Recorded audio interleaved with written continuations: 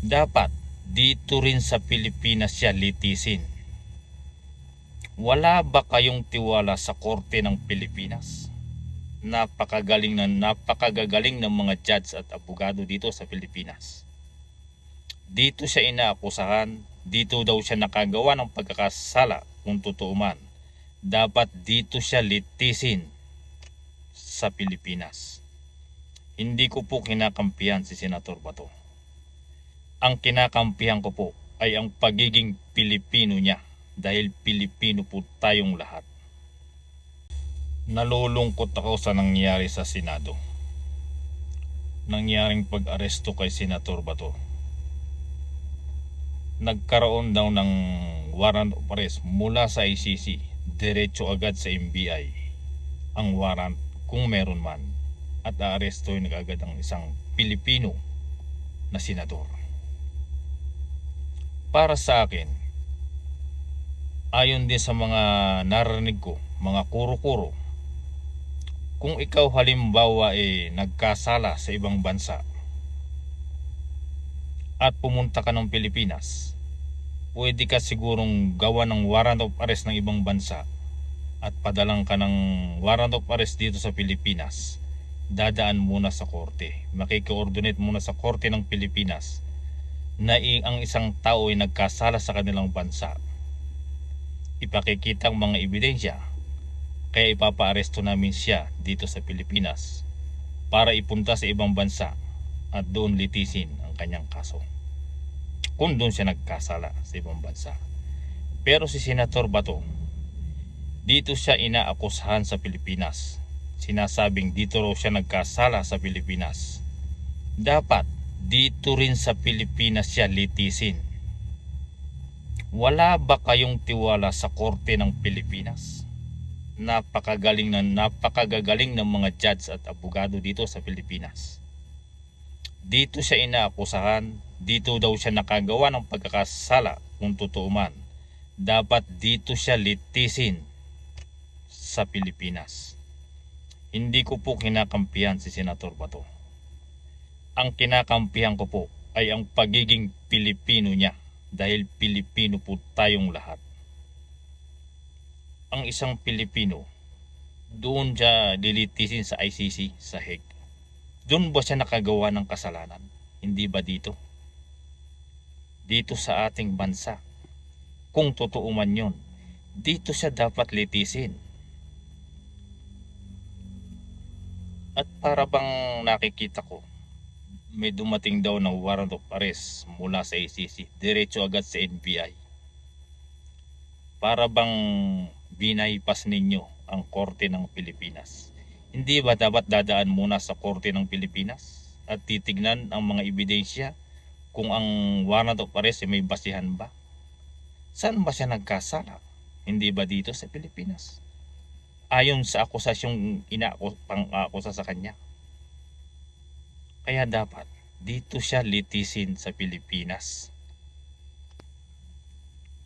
Ang mga korte natin, ang Korte Suprema, dapat sila ang maglilitis.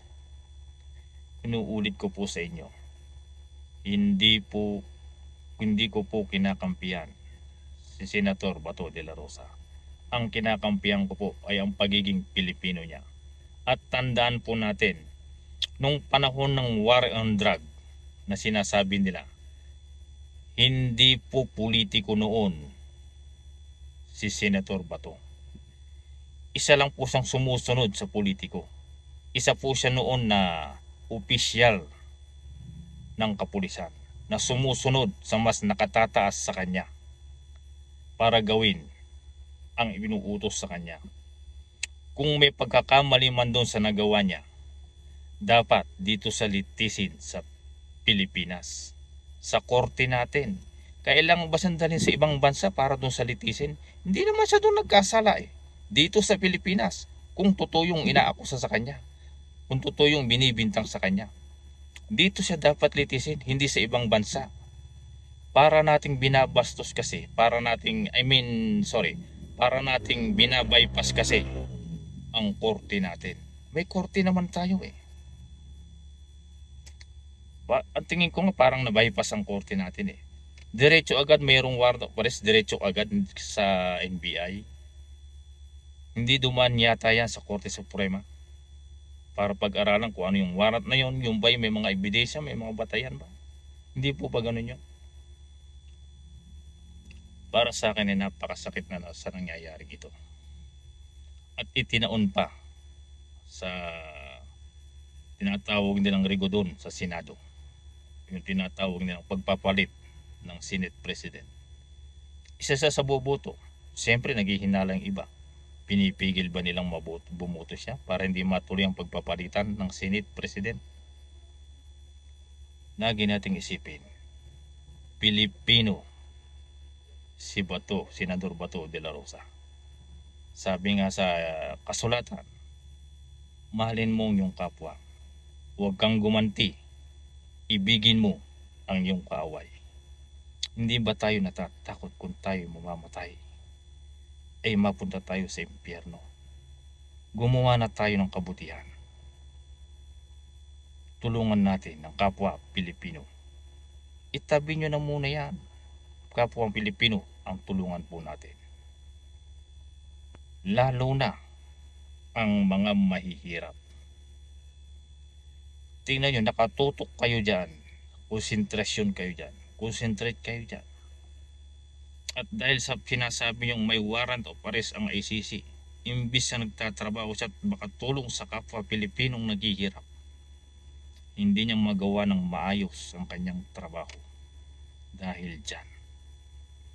Sana po dito nyo siya litisin sa Pilipinas dahil siya po isang Pilipino at dito siya inaakusahan at dito daw siya nagkasala, samantalang siya po ay sumusunod lamang sa nakatataas sa kanya bilang isang opisyal ng kapulisan.